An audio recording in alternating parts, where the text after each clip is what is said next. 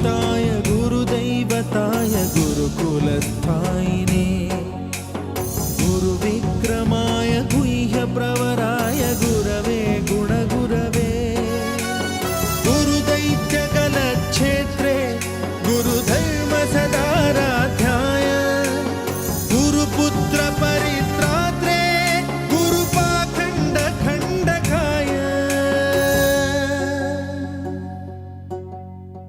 गीतसाराय गीततत्त्वाय गीतगोत्राय धीमहि गूढगुल्फाय गन्धमत्ताय गोजयप्रदाय धीमहि